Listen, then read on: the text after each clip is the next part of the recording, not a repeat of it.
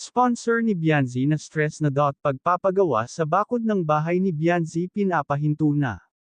Ito pala ang dahilan ng kanyang pag-ayaw at kung bakit ito na stress tumulong.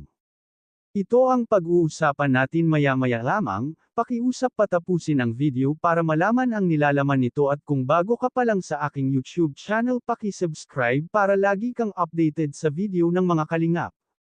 Bago ang lahat mga ka-viewers, bakod ng bahay ni Bianzi hindi na matutuloy sponsor umayaw na.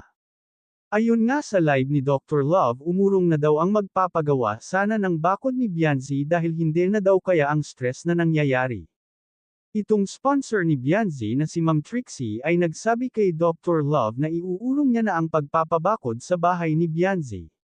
Labis na nang hinayang si Dr. Love dahil ang ganda ng bakod na ipapagawa ni Ma'am Trixie sa bahay ni Bianzi talagang pangmayaman ang bakod.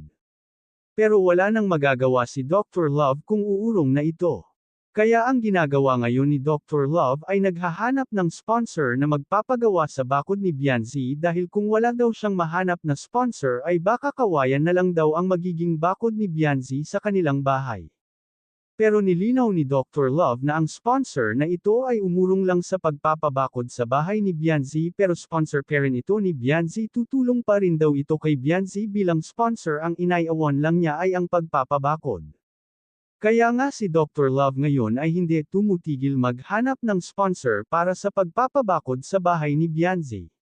Dahil itong si sponsor na si Ma'am Trixie ay na-stress pala ito sa mga fans ni Edo dahil pati pala itong si Ma'am Trixie ay hindi tinitigilan ng mga fans ni Kalingap Edo panay daw ang chat ng mga ito kay Ma'am Trixie.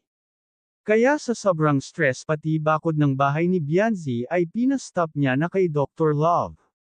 Ito kasing mga fans ni Kalingap Edo ay hindi daw tinitigilan si Ma'am Trixie sa kami message kaya ayan pati si Bianzi na damay sa mga tao na ito. Pati nga si Kalingap Edo ay nababash na dahil sa ginagawa nila.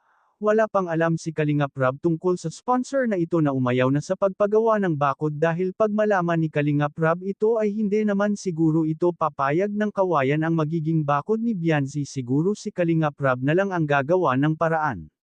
Hanggang dito na lang muna ang update ko mga ka-viewers huwag natin kalimutan suportahan ang ama ng Kalingap na si Val Santos Matubang at ang kanyang anak na si Kalingap Rob at ang munting channel kong ito.